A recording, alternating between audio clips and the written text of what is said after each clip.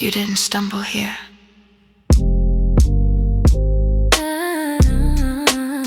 You were listening for something. A voice between stations. A signal that doesn't shout, but stays. This is Strange Darkness Radio. A place where questions aren't rushed, where silence has weight, where the unexplained is given room to breathe. Welcome back, Amy. Welcome back, Mike. Welcome back, Mr. Washington. A whisper from Art Bell, somewhere out there. Something is watching. Maybe that's why you're here, because you felt it too. That quiet pull, that sense that the story isn't finished, that reality is edges we haven't traced yet. So stay with us, lean in. The signal is clear, the night is long, and we're just getting started. Still searching, still listening. This is Strange Darkness Radio.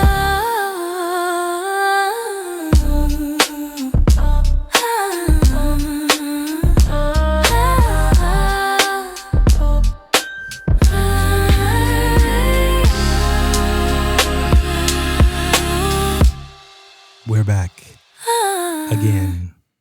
But yes, Strange Darkness Radio, new intro once again. You know how things work. Change happens. So welcome everybody to the show. Welcome Amy and Mike. How are you doing? Who wants to go first? I'm doing good. Just had some dental work done a couple last week. So that's always fun to deal with. Yes. Other than that, everything's good on my end. Nice. Yeah.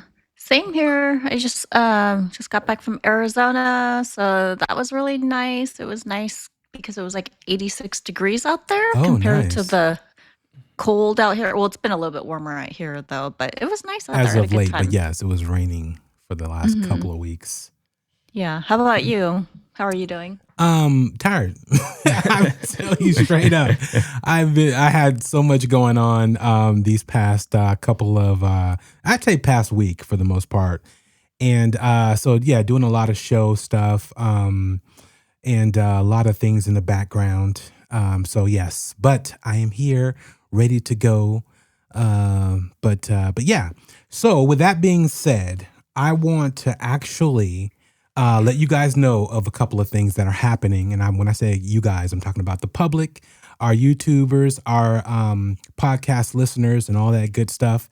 I want you guys to be aware that we are running a contest right now to where when you hear a name that's out of order, out of sync, makes no rhyme or reason why I'm saying it, it is the phrase or the name that you are going to want to take down. Send me an email at strangedarknessradio@gmail.com as fast as possible before anyone else. And if you do, you will get Strange Darkness Radio hoodie and various other things. We have all kind of crazy things like coasters. So there's nothing wrong with having a Strange Darkness Radio coaster sitting on your drink just to not damage your furniture. So that's always fun. And plus you can tell people what it's about, where you got it, and to listen. But also various different things, but also, a little Visa card, with $25 or on it or so. We'll see. But yeah, so when that phrase is said, it's going to be on the show that is running now, which is this show and 3 shows. One show's already running, and then this show and the next. So, yeah, look out for that name. And if you guys hear it, take it down, send me an email straight away, and see if you are the winner. You will leave your information. What's up? You said a show that's already running though, like the one before this one? Yes. Oh, okay. Yeah. All so right. it's on 3 shows. So that way, this is one of the shows, and the show will be marked with a logo. And so you will know I'm not even going to say the names of the show because I have it marked with a logo. So once you see that logo, you'll know that the game is afoot. So yeah. So with all that being said, again, check it out. Check out our socials. Check out our YouTube. This is because of us hitting 50,000 subscribers. I wanted to thank all of our listeners and YouTubers out there for subscribing, for listening. Same with the podcasters. Everybody can play. So yeah, definitely check it out. But with that being said, I think I hear Amy's squeaky. Amy's squeaky toy. Oh. Amy has a new puppy. No. Don't Should stop. I grab it? No, it's fine. Okay. That's awesome. But yeah, she has a new pet. I don't know if you want to say the name, but Yeah, her name's Millie, and she is so cute. Yes. She's just like the cutest little thing I've ever seen. So, ooh, is that the phrase? I don't know if that's the phrase, only because I didn't say it. So very interesting. That's a trick. So just out there, it could be. Email it. You never know. I don't know. We'll see. But with all that being said, I want to thank Miss Tydeman for being with me the whole time, for the most part, on Strange Darkness Radio. She's been a godsend. She's been amazing. I'm going to put up a little thank you for her on Instagram and our YouTube channel. But I just wanted to personally thank you, Amy, for being with me the whole time, riding with me on this voyage, being my ride or die when it comes to the podcasting game. You've been incredible. And that doesn't mean any pressure for whatever happens and what you do in the future. Just for the record, people, because, Amy's always highly sought after. But yeah, I just By wanted who? to. What's that? By who? By everyone. But yeah, no, I just wanted to thank you, Amy, because I just wanted to let you know it definitely does not go unnoticed, and I'm so happy and proud to have you with me on this voyage, and Mike and all of our other hosts. But Amy has always been there for me and just backing me the whole time. And it's been an incredible ride, and I hope it goes for years to come. So people like and subscribe, get us funded so she doesn't run off. But I just want to thank you, Amy, for that. Aw, well, that is so incredibly nice, Bobby. Yes. I really appreciate that. And were you actually? Am I cutting you off? No, you're good. You're good. No, you're good. Okay.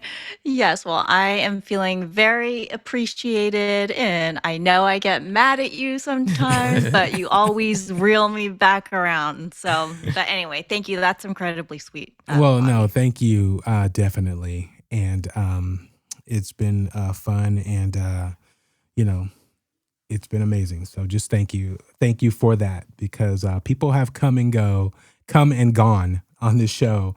And for whatever rhyme or reason, people have lives to live, and we all do. And I just want to thank all the hosts. And Mike's just getting into this voyage and seeing how much energy and stress and everything that it really takes to put on a show. And, I just want to let you know that doesn't go unseen. And I put you in all kind of crazy situations, whether it's post or, just ideas. And you're always there to say yes for the most part, unless it's extremely crazy. But I don't think that you've actually said no to anything yet, so we'll see. Well, the Ouija board, she said no to. Oh yeah, well, we haven't done it yet. So But wait, wasn't he talking about you though, Mike? That you're willing to put up with everything? I think he was talking about you. We'll see. We'll see how much more, how far this goes. No, yeah. Well, Mike, I mean, you already, signed up for a lot of, craziness that I wouldn't even do. So, yes, no. But yeah, no, just I was thinking like, just to spotlight, the hosts that are on the show. And definitely I want you to be the first to be, the light to shine on. But yeah, so thank you. Oh, well, thank you. That means a lot to me. Thank you so much. You're very welcome.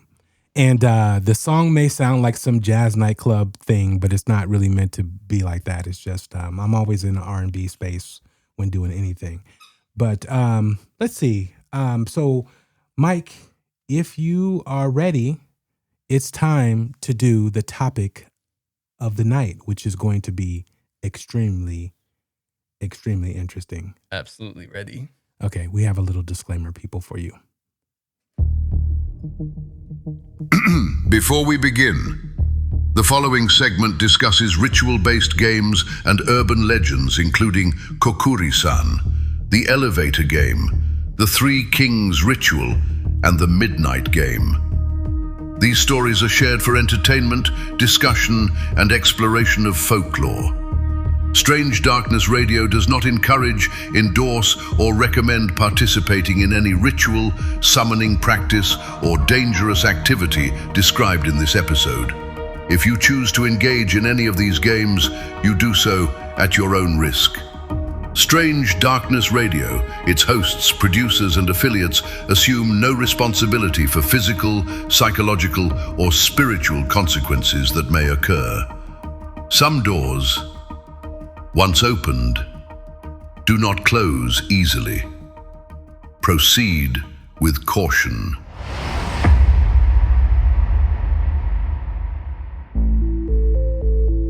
Are you ready for tonight's games? Do you want to play? On this episode of Strange Darkness Radio, Mike Fernandez walks us down a dim corridor of haunted games, the kind you won't find at Toys R Us, not because the stores disappeared, but because these games were never meant for shelves. They're played in the shadows, at sleepovers when the lights go out, on camping trips where the woods listen back, in quiet rooms where someone decides to test the veil. These are games meant to summon, to challenge, to tempt. But tonight, there's another kind of game. One that doesn't require candles, or mirrors, or elevators to nowhere. This one requires you, your fear, your threshold. Because now, it's time for another form of play. Choose your curse with Amy Tydeman. If you had to carry something with you for the rest of your life, if the darkness gave you options, what would you accept? What would you refuse? There is no such thing as a harmless curse, only the one you decide you can endure. Strange Darkness Radio. Choose wisely. Dr. Hynek. Show is yours. All right, everybody. Thank you first to Benson for that disclaimer, because yes, these games are quite. I've heard a lot of these coming up, looking into paranormal, a bunch of paranormal games and things of that nature. To start off with, let's start off with the easy one, and one that is very familiar to Western audience, because it has that same concept. It's basically the Ouija board, but from Japan. It is called Kokkuri-san. I hope I said that correctly. It is a divination game that was very popular in the Meiji era of Japan amongst a lot of the younger high school, junior high school students out there. Much like the Ouija board, it is set up with its own layout. I will show that real quick. And for our podcast listeners, do check out our YouTube channel, and you can see this particular Ouija board type setup for the most part. Looks very interesting. But yeah, check it out. Okay, so basically how this game is done is, or let's get into the name. From my understanding, the name Kokkuri-san comes from a amalgamation of three animal spirits. From my understanding, ko meaning fox, ku for dog, and ri for raccoon. So in order to play this game, there are a couple things you need. First, you need a sheet of paper, 2 pens, one being red, and then one being black ink, and a 10 yen coin. So first, when you write this out, you want to, as the picture shows, you want to make a torii gate in red marker or red ink. At the top middle, on the left and right side, you want to have yes and no, and the alphabet you want to use is the hiragana text, basically making the alphabet from top to bottom how they do in Japan, And then the 10 yen coin will be what you use for in place of the planchette on this one. Basically, the game is played with 2 to 3 people. You can have more for however many people can fit their index finger on that coin. So once you have everything written out, the numbers from so this is a bit. I've found some people said you number it from 0 to 9, but then others say that it's only supposed to be 1 to 10 instead. So I've seen different iterations of that with the numbers side. Once you have everything set up, you also want to play in a room with a window or a door open. That allows Kokkuri to come into the room to answer the questions. Once everything is set, you're supposed to chant, Kokkuri-san, Kokkuri-san, if you are here, please move this coin. Now, it should be noted, though, that Kokkuri is a bit of a trickster, so you must take its responses with a grain of salt. You never know if you're going to get an accurate response from it or if you're going to get something completely off. I hope, wait, I don't mean to stop you, but I hope this is not going to conjure something in this studio based upon we do have the board up and you just, at least the doors are closed. But anyways, go ahead. I'm sorry. Oh, no, it's like good. That was kind of creepy when he said that. The way he said it, I was like, ooh. If the window in here rattled or the door knocked, then to be like, okay, that's a bit, but you need the coin though. So once you do and you've summoned it and you've there's no real indication other than the coin moving to show that Kokkuri is there and answering your questions. After you've played the game and you're kind of done with the game, what you're supposed to do is you're supposed to let Kokkuri know that the game is over. You tell him, you say this to stop the game. Kokkuri-san, Kokkuri-san, please return home. After you're sure that the Kokkuri has left, or you have that from what people say, they have a feeling like everything like feels lighter. Mm-hmm. After you do that, you are supposed to, unlike when dealing with Ouija boards, people say you're never supposed to burn them or destroy them in any sense. But for this one, you can burn the paper, rip it up, or burn it. I would probably opt for both, and then. And then this is important, that 10 yen coin, you must spend that coin within 24 hours of playing the game. Oh, wow. Oh, or what happens if you don't, though? From what I've found out, it's just, it sounds like just Kokkuri-san just follows you around. But from what it sounds like, he's more of a trickster spirit as opposed to being malicious or malevolent. Yeah. Okay. To my knowledge, that is what I found that happens. In this, but it has caused quite a scare during the that time period when kids were playing it, because it was still a dark game. Parents were, and this caused apparently a mass hysteria a couple times in the schools. So schools have outright outlawed the game on the grounds on campus. Okay. Yeah, on campus. When did you say that this was played?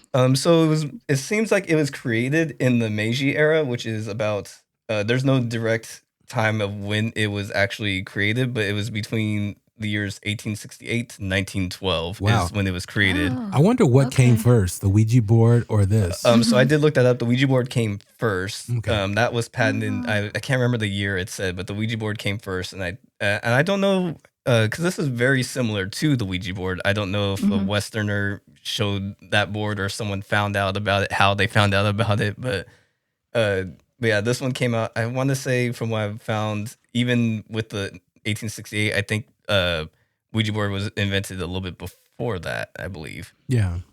Are there have you seen any current videos of people trying to play that game now? Because I would love to know how easy it is for that coin to move versus when you're playing with a plastic planchette or something that's very light.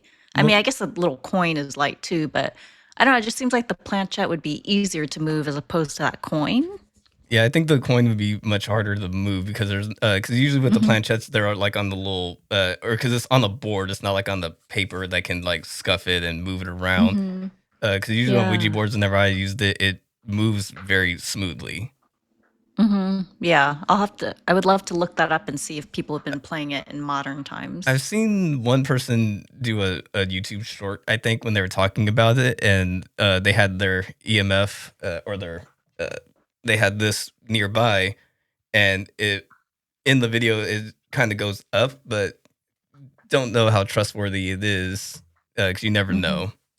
Mm-hmm. Yeah, that's true. That's very I interesting. wonder, should we add that to the Ouija board night? Oh, yeah, but can you get that coin pretty easily, I guess? Oh, that's a good, I have the coin. When I went to Japan, I saved my coins. Wait, then yes, we have to add that to the list. The only thing is I can't read hiragana writing. That's the thing. I see. But you could do like the English letters maybe, right? Maybe like your own version, I wonder. I think at that point you just might as well just play the Ouija board. Yeah, but what I do like, you're not calling a demonic spirit, and this spirit, like you said, it's more of a trickster type character. So that is interesting. To where you're specifically asking for that entity to come. When you're doing a Ouija board, you're subject to whomever, whatever, comes, or whoever you ask. Hopefully that person appears. But so that is a little different.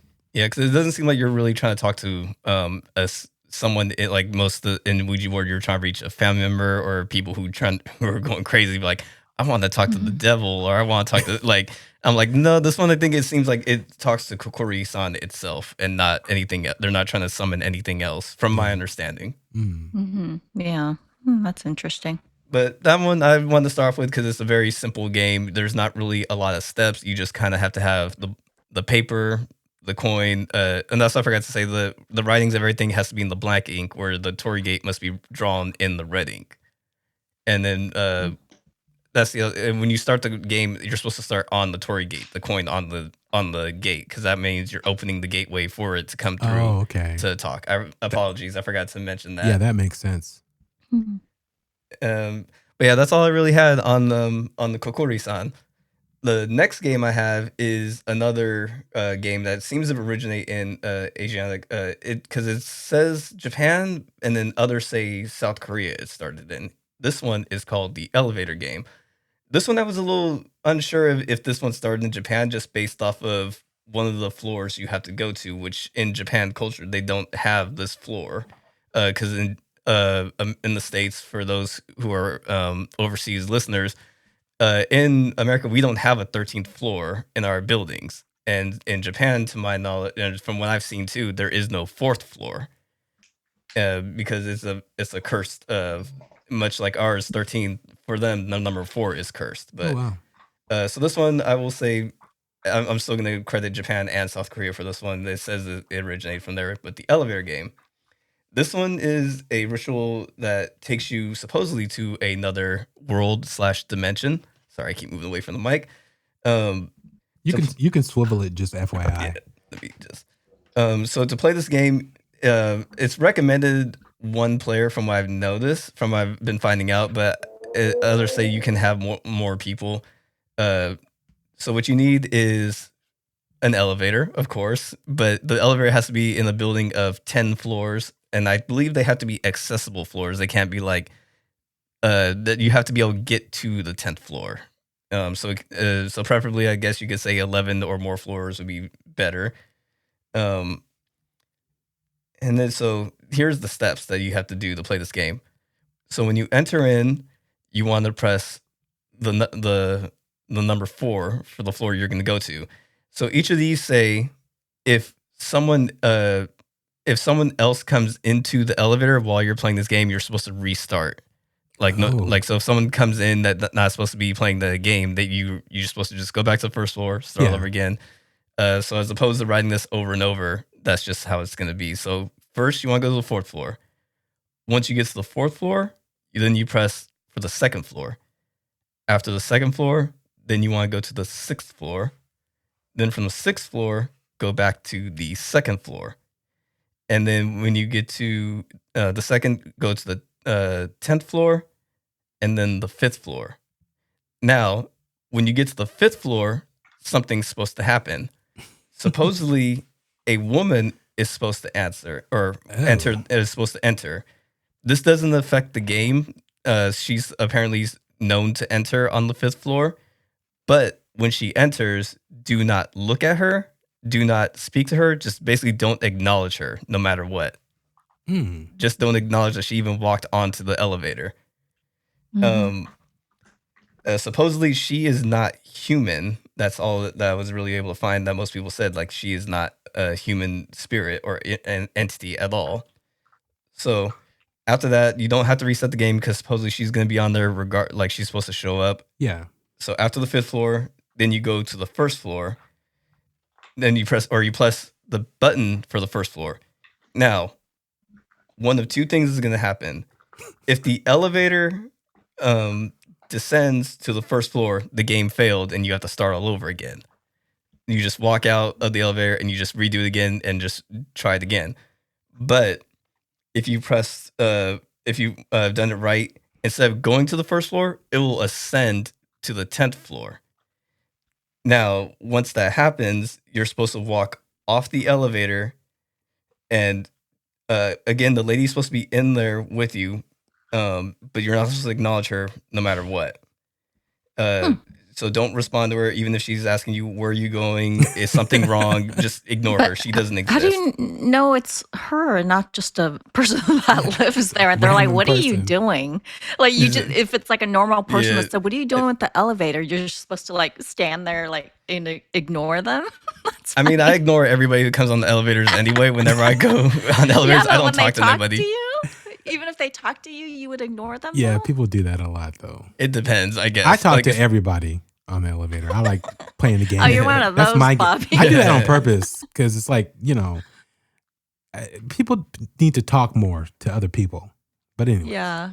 Sometimes I'll say hi in an elevator, but more often I just ignore people. I don't know. It just depends how friendly they look, because some people come in and they just look like they do not want to be bothered. So I just won't say anything.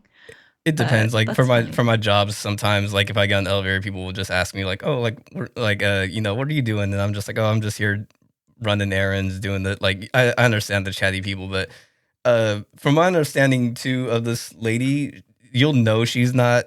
She just has, apparently from what I found, she'll be floating. She has like a feeling of like about her that like most people say like it's just unnerving, or you're not like, it's just kind of, it just seems like a more intuition. Like you just know something's not right with this woman. I feel like it's just unnerving because you went through the whole process and you knew that on the 5th floor, some woman's going to walk in. So any woman that comes in, you're going to be freaked out automatically. I know I would.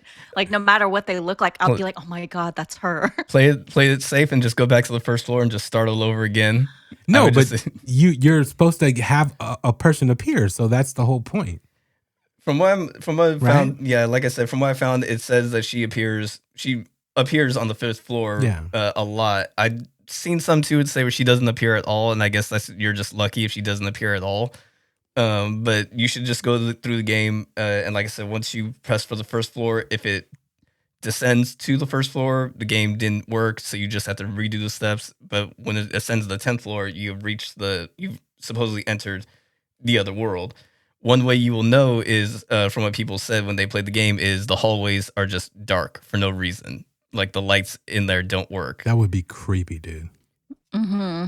Yeah. And so you get out, and then this lady just comes with you? No, she will stay on the elevator. So would you just basically, I think from what I didn't look into that, but I'm assuming you can step off the elevator, and then when it closes, that's when she leaves, because she's not going to get off and follow you. But once you kind of get off, I don't really know how much you want to spend in a dark hallway per se. So this one was kind of, but. Oh, so you get back on the elevator to go if you want to come back to the real world. So what you do is you go back through the same elevator you came through, and you press the buttons in the same sequence: 4th floor, 2nd floor, 6th floor, 2nd, 10th, and 5th. Wow. And then when you reach the 5th floor for the button, you press the 1st floor, and you're supposed to go back when you come out the 1st floor. But when you reach the 1st floor, you want to check to make sure it's the real world. So you want to, because from what it sounds, people like when they do it, the 1st floor feels off, feels wrong. Like this doesn't feel like the real world. And then, but when you do that sequence and you go from you press the 1st floor and it does the ascend, descend. Yeah. So if it descends, you go to the 1st floor, just check to make sure. But if it starts ascending to go back to the 10th floor, you're supposed to press buttons to stop it from doing that, and it'll cancel it from trying to take you back to the 10th floor. That's a lot of instructions to remember. It's a lot. Trust me, That's a lot of stuff. But I think this is why they're called ritual games, because they have it's not like just Kokkuri-san where you just have a couple of things. Like these ones seem to have steps, and you have to follow them to that degree. Yeah.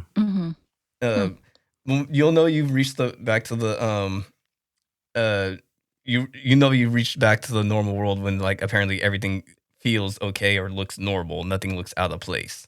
It didn't really go into, like a lot of people from what I'm finding, it didn't go into specifics about what is wrong with the lobby. I think it just depends. But that's what I found. Now, if you thought the elevator game. Wait, before you move on, have you ever heard of a friend, because obviously if the person went missing, their friend or loved one would have to say they were playing the elevator game and they never came back. Have you ever heard of any stories like that? There supposedly was one, and I don't know any details. I believe it was because I heard one story of a brother, sister, or two sisters playing the game in their dad's hotel, and the little sister went missing. The dad chalked it up to it was a kidnapping, because it was so I believe it was in Malaysia. I can't recall, but again, stories on the internet, you always have to take them with a grain of salt. I haven't found this story published on like news outlets or anything like that. So you gotta take it with a grain of salt.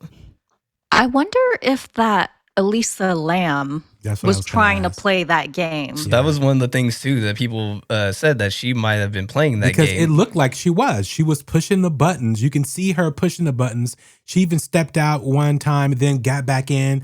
And then she looked around. I don't know what floor she was on when she looked around. She was freaked out looking around, right? Yeah. Because I don't think in the video you can see either what floor she was like. It was stuck like it was at the 5th floor. Like because it doesn't, because you can't see the little. I don't know if it has the dial like how most elevators have. Like it lets you know what floor you're on, or like the little plaque outside that says like 5th floor, 4th floor, that kind of thing. But yeah, that was one of the rumors that she was playing that game supposedly. But I mean, it looked like that. It looked like she was. It was very crazy that the doors were not closing at all. That was the weird, like that was the thing that always caught my attention about that video. Is like the doors never closed, and even if she was pressing buttons, like it never tried to ascend, descend, or do anything until she got actually off the elevator and the doors closed. Yeah, yeah, that's very true. And she did that at that one hotel, right? The one, yeah, it's a haunted hotel. Was it the Cecil? Yeah, the Cecil, where where a bunch of bad stuff happened at that hotel. A lot of overdoses, a lot of suicides. I think Richard Ramirez was staying there at one point when he was laying low. Oh, so yeah, it's really, yeah. So that one was very. That one's in LA, right? Yeah. Yes, we should go there. Heck no, I am not going to that. You don't want no water from that hotel? You think their pipes are clean? No, that I will. No, I've heard so many bad things about that hotel. She was her fluids were being showered. People were showering when her fluids were coming through.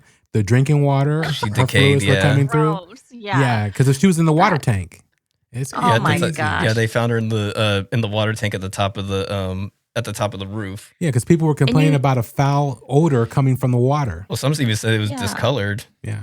Because you know what happens when you pass away? Your sphincter releases everything. So, that's disgusting. Yeah, that's so gross. I don't think I could. I would take sphincter over dead carcass.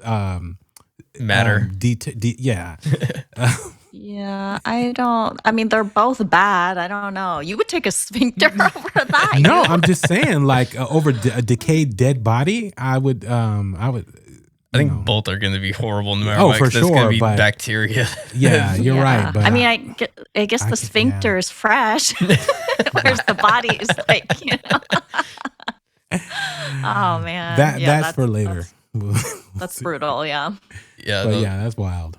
So if you thought that one had a lot of steps to it, though, Amy, this one, the Three Kings ritual. This one. Oh wait, one more thing. I'm so sorry, Amy. Will you play that game at your office or a hotel? The elevator game? Yes. Well, I couldn't play it at my office. There's way too many people coming on and off the elevator. And I I mean, this one didn't maybe. this one didn't really have a time when you have to play this game at this time. I think generally people would play it at night when there's not a lot of people going on and off the elevator. I think that's have why. To be at like a big hotel that has at least 10, I mean, 11 floors. I might possibly do that one. Oh, okay. Yeah, but I would freak out if a lady walks in on the 5th floor. Yeah. That would be funny. Yeah. Would you do that one, Bobby? Yeah, I would do that one. I would try it. Yes. Worst case is nothing happens, which is also a best case is that it doesn't happen. What if you end up in another world, another universe? Is it supposed to be like a better world though? Like where people think they're going to? Better. I don't think anybody who said it or who've gone probably came back who had anything nice to say. Because most people who just say it just seems like whatever floor they go to, it just seems like the hallways are pitch black. And then one said that it seems like there was like a red cross at the very end of the hallway. Oh, wow. And then I couldn't really see like when people say like if you do acknowledge the woman, from what people just said, like she decides to keep you. I don't know what that means. Snap. If you acknowledge her. So if you acknowledge her? Yeah, they've used the word. I've seen a couple of things say that she keeps you, but I don't know what that entails.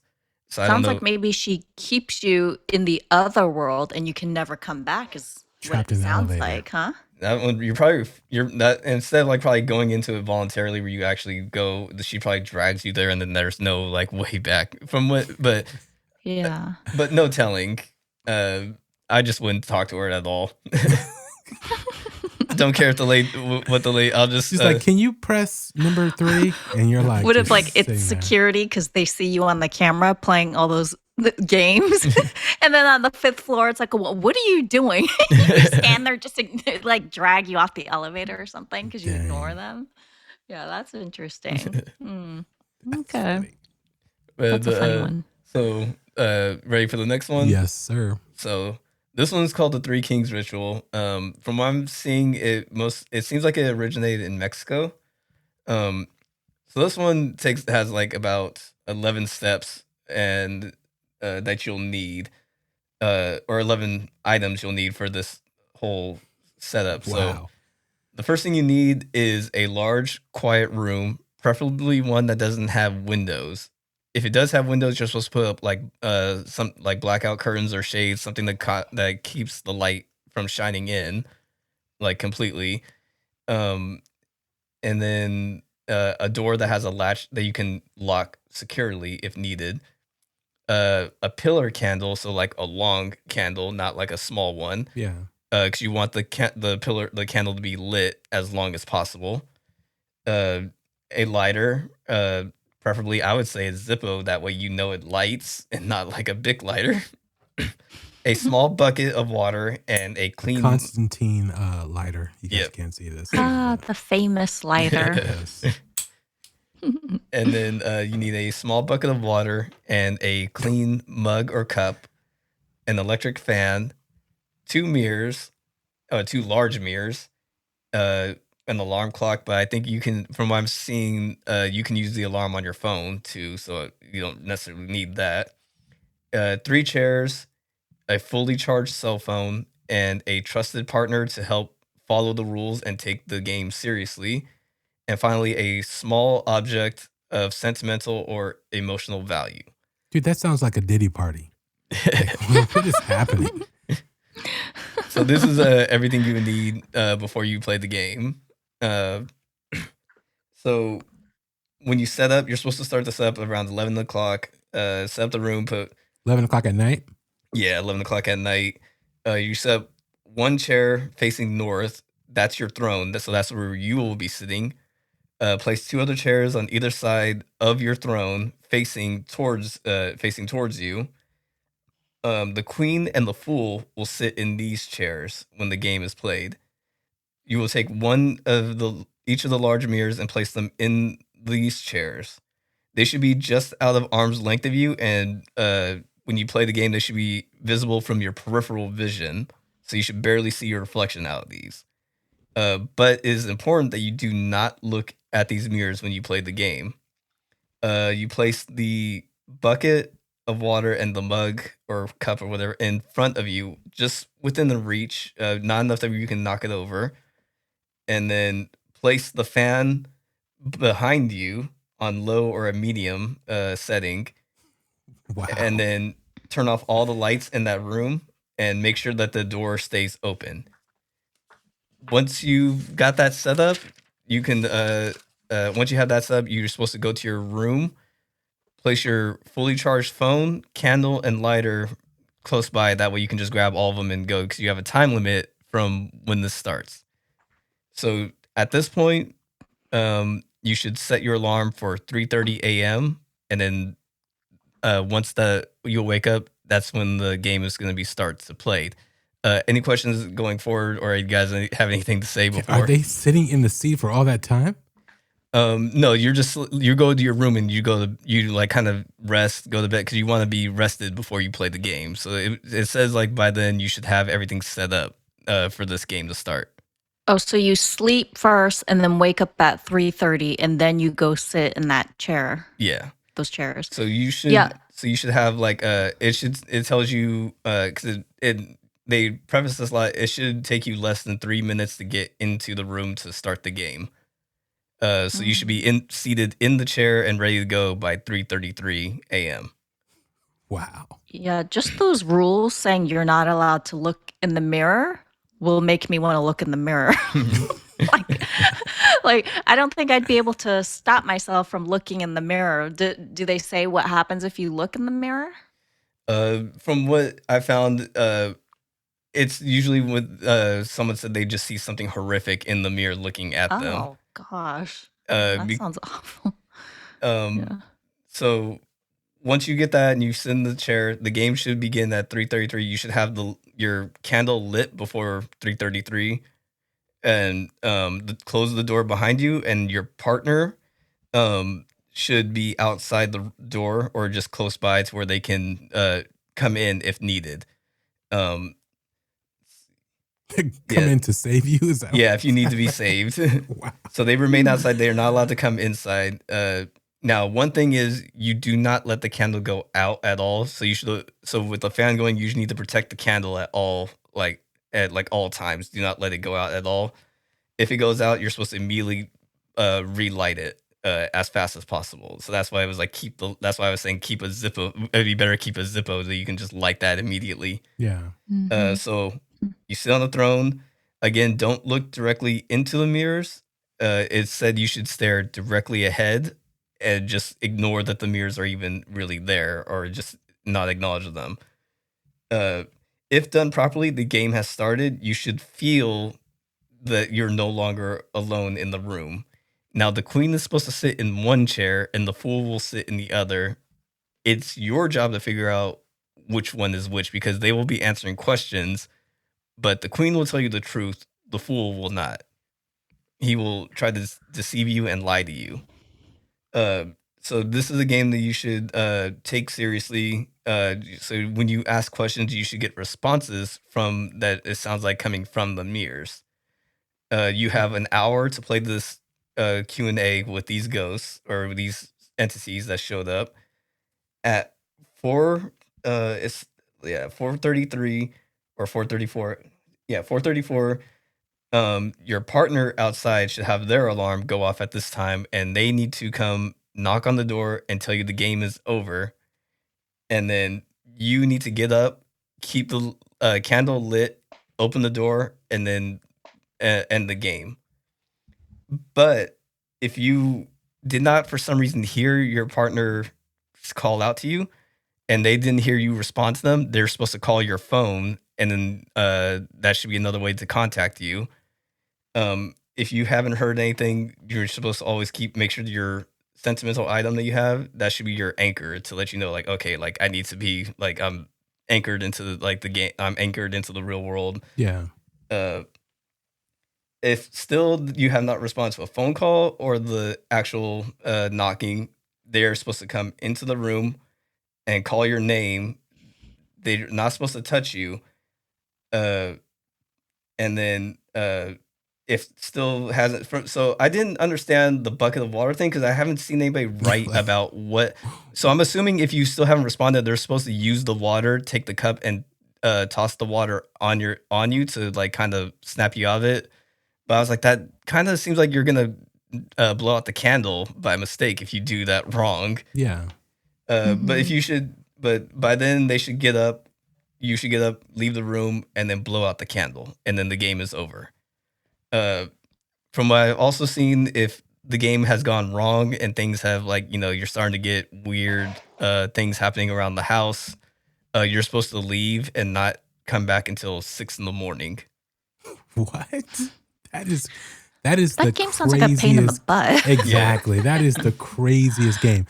And then also, when you're talking to these entities, they're verbally talking or they're talking in your head. So from what I've understood, it sounds like they're talking like it. You can hear them not in your head. So it sounds like they're sitting on the chairs and responding to you.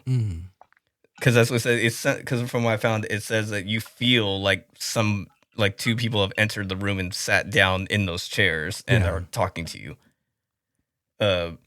Whether or not you picked that up on any audio or anything like that, I'm not sure. Because you're supposed to be in that room completely by yourself. Again, I don't know having recording equipment inside if that breaks the game because because again, these are ritual based games, so you have to follow them to a T in order for them to work. Because I think if you just are able to just I'll just set the mirrors up and then just, hey, come in the room, and I feel like that feels like that'd be too easy, and you're just and whatever, you're like, okay, I'm just in the room, nothing's happening. Because most of the time when I hear about rituals and things like that, they exist for a reason, and to do the thing that they've done, and to deviate it from it at all, you're not taking the ritual that they have set up seriously. And it's like, well, if you're gonna skip out on this step, how committed are you to the actual ritual itself? Yeah. And to the end result that you're seeking. So I've always heard some people say that too, is like the ritual exists for a reason and it should be followed for that reason. How old is this game? This one, I could not find the exact year, but it seems to be early 2000s ish, around there. Oh, are you serious? To my knowledge, so it's not really and same thing with the next game I'll talk about. That one doesn't seem like, that one seems more, or this next one is more creepypasta based. It seems like, so I don't know the details of this one, because this one just seems to just fall into a certain this kind of appeared during that height of creepypastas and things like that. Oh, that's interesting. Only because I would find that in the 1800s or the 1700s, when, entertainment was not the thing. No, this is something that you could actually have, like big giant candles, a bunch of mirrors, just all the things that would be required to make this function, other than the cell phone or a timer like that. But, that you would have the time to set all this up, since you're not watching TV or being distracted by social media and all that type of stuff. So that is interesting, knowing that someone went through this whole process of doing this and coming up with this concept. Yeah, Yeah. Oh, go for I was it. going to say, even the person that has to sit outside, that seems like a boring job. Like, you have to sit out there for an hour and just kind of wait, Yeah, I guess you could be on your phone or something, but yeah, because it doesn't say the person has to be out of, they just have to be within the distance to be able to get to you once the game is over. okay, they're so I not think, sitting in a chair waiting. no, for they're an not hour. no, they're not sitting in front of the door. You can be around the house, or you just have to be able to have that person has to be able to come in or let you know, first step, knock, hey, game's over, and then or don't hear a response. All right, let me call his phone. Because that's the other thing, because they mentioned cell phones in that, so which leads me to believe that this was a 2000s game, because it mentions having a fully charged phone for these. So it doesn't seem like it was. If there was a previous iterations, I don't know how they got around. It would just have to be no cell phone involved, and you just have to walk in the room and just tell them hey, the game's over. But I wonder, what if that person falls asleep? What's the other person do? They have to then call them and say, hey, can you come in here or something? No, because I think you can leave if you want to cut the game early. I didn't write that down. I forgot. But I remember it said too, you can end the game early if you don't feel like you can do the full hour. Okay. That makes sense. I didn't write that down, unfortunately. Oh, it's definitely fine. But yeah, no, it's interesting, and I wonder, is there someone recording, with cameras just up in the ceiling, this particular setup, and to see what people actually gotten by doing this game. I think it would be more like not really a camera, because I feel like if the camera catches what's in the mirror, that kind of breaks the game, because you're not supposed to be looking in the mirrors. Yeah, no, just the overhead camera on the like ceiling at an angle, and just focused on the person that's sitting in the chair, with the mirrors to the back. I just wonder what they would even to see someone sitting and having a discussion as they're sitting there would creep me out. Like, can they hear that person, those entities talking, or do they only hear you like asking questions and exactly. like hearing nothing back in return? Yeah, then getting the person's response afterwards, like, yeah, but didn't you hear the person talking to me? Didn't you catch it on camera? So that would be interesting. But that requires a lot of things. Yeah. Yeah, you got to be committed to that one. Yeah, that one's definitely one of the more lengthy ones. Yeah, you couldn't even do it for a Halloween situation where you set up a room and you had people go through it, because one, it's a set time, it's for a set period of time, so you can only have like one person a day do this particular task and see if anything happens with it. You can have like, if you have like, because it doesn't say, because you can have like multiple rooms in the house and like one person doing in one room, another person doing another. Like, I think just those rooms can't have anything else in them aside from really the chairs and the items you have for the game. That's creating a vortex. You would probably create a portal to hell. So if you had like, if you had like 3 people do it, you need like 6 people, like one person in each room. And then, or you can even have just one person for each of the, like, they'll just like tell everybody like, hey, game's over. Hey, game's over. Hey, game's over. Exactly. That's funny. But yeah, that one was one of the more lengthy ones. So the final game is called the Midnight Man. But I've also heard it say it was called the Midnight Game as well. This game doesn't really take too much. It's not like the other 2 games where you need a whole slew of items or steps. So, but this game is supposedly a survival game that goes on from 12 a.m. to, again, 3:33 a.m.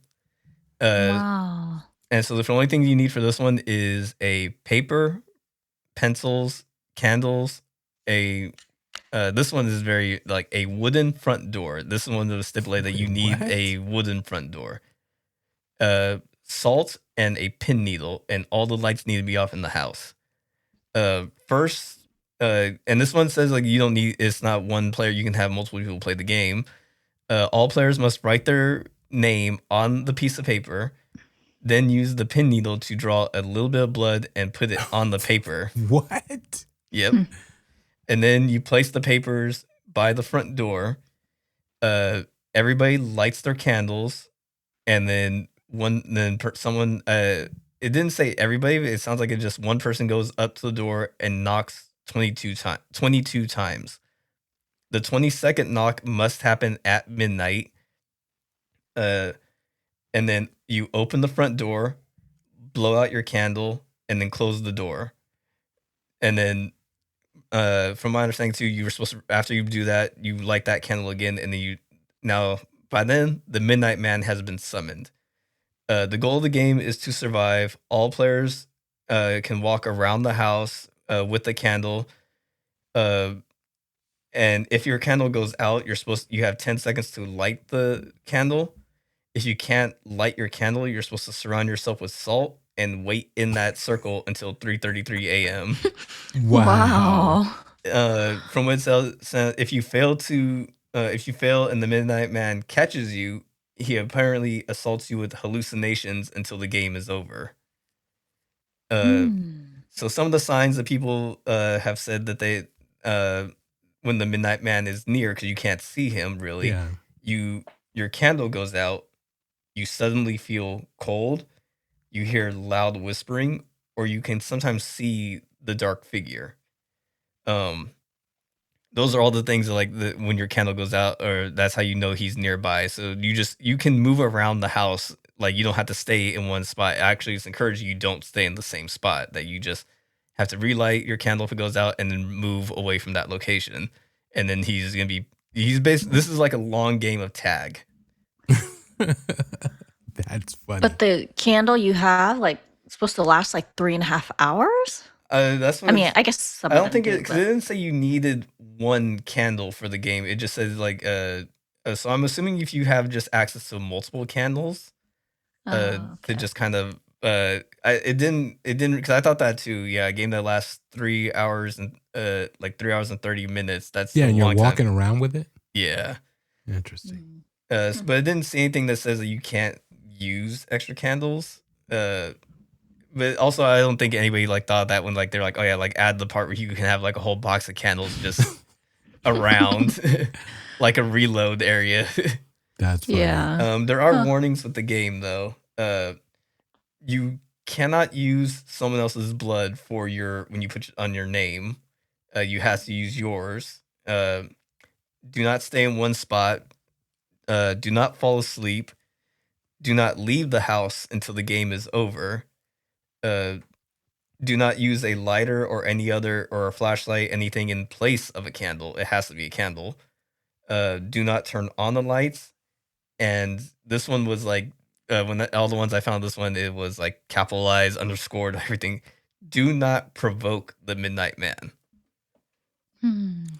Well, I mean, do these people want a paranormal experience or supernatural experience, and that's why they're doing this? It sounds like this one is more of like a like you're playing a game with something and they're looking for a chance to play a game with something supernatural. This one seems more like a game to actually play where the entity is taking part in actively moving around as opposed to just doing questions and answers. Yeah, because some people may want to provoke it to have that experience. I have not seen what happens if you provoke it. My understand if it's attacking you with hallucinations, I think that's just it's just to ignore the rules of the game and just hit you with hallucinations too. It says hallucinations are horrible and terrifying from what it says. What does it say? Some people have seen like traumatic experiences that happened to them in their life that they're reliving.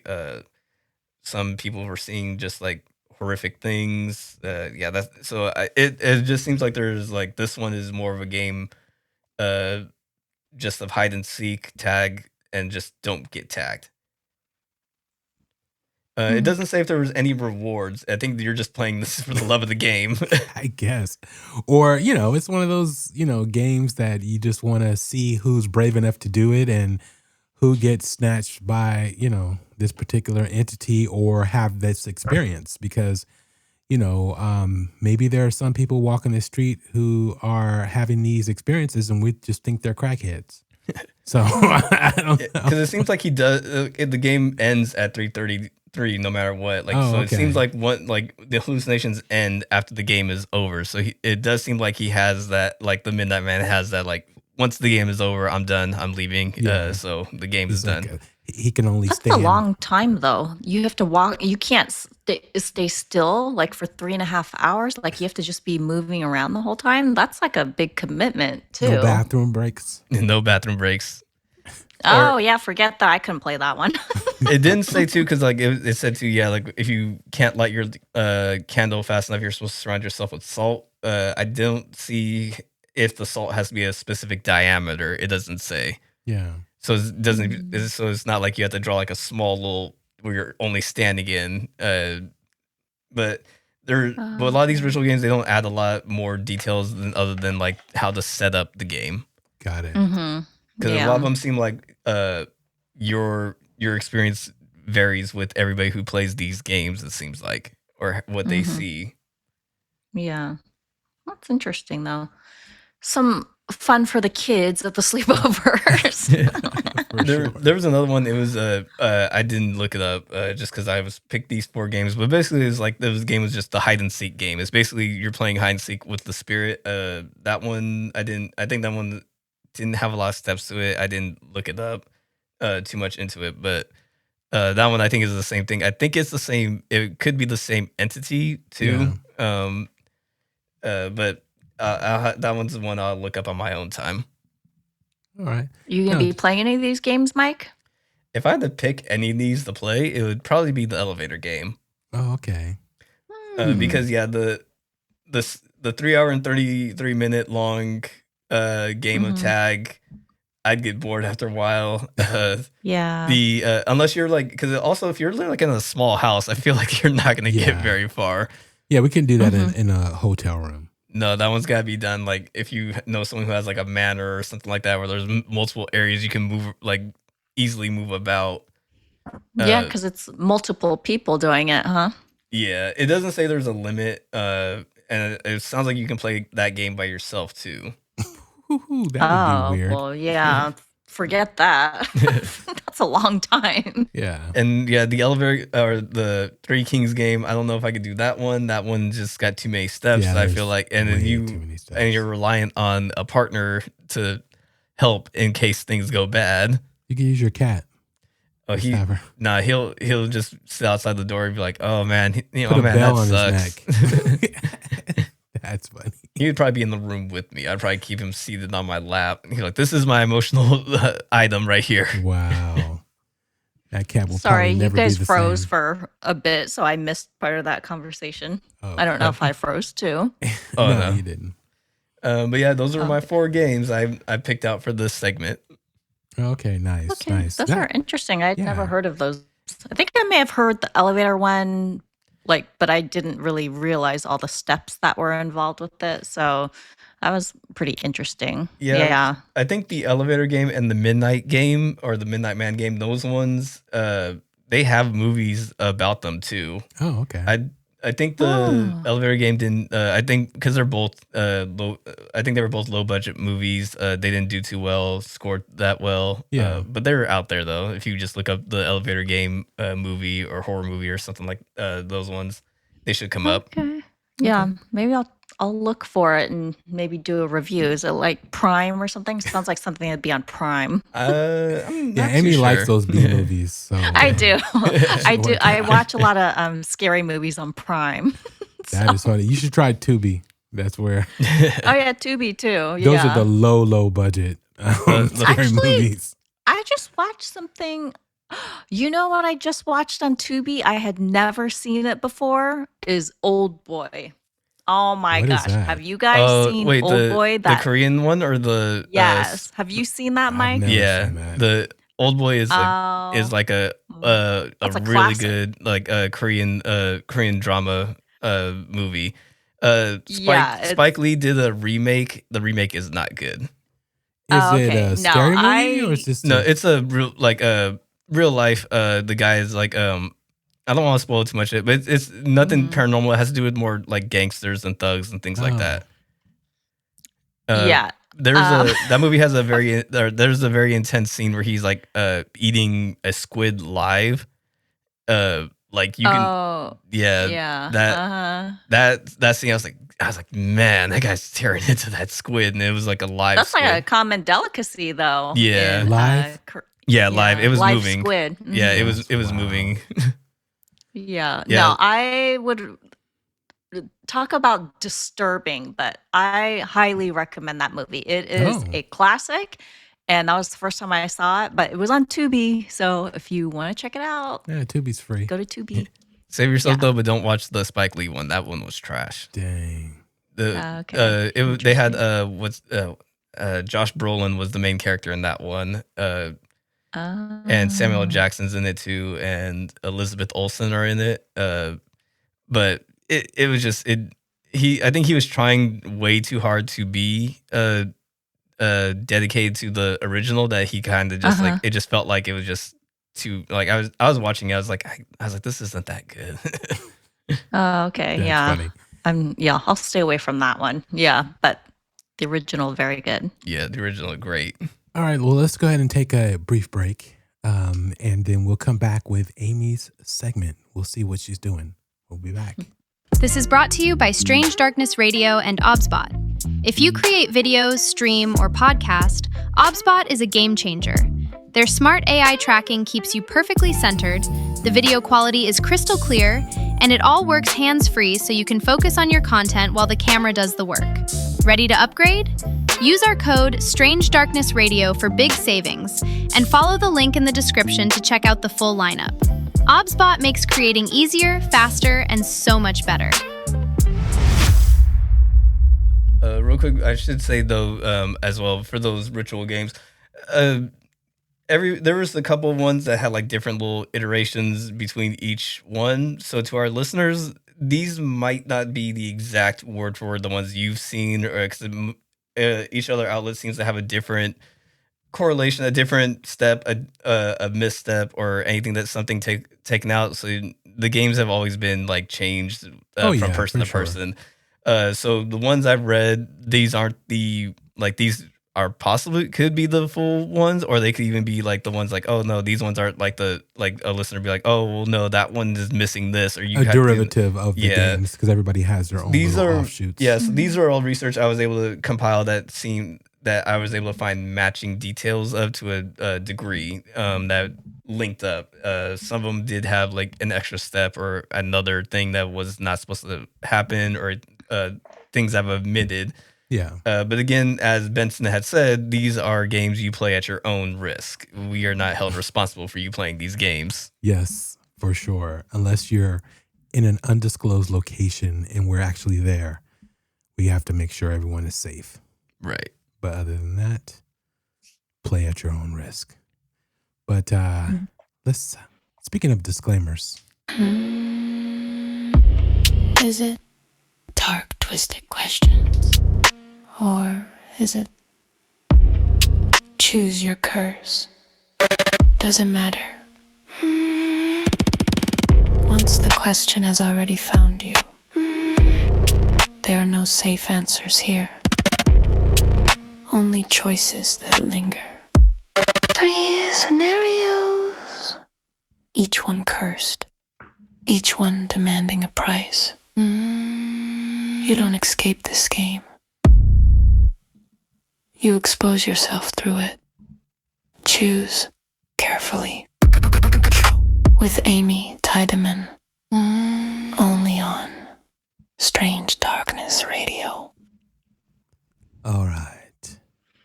Amy, what do you have for us tonight? Which game are we playing? Tonight we are going to be doing the first ever Choose Your Curse game.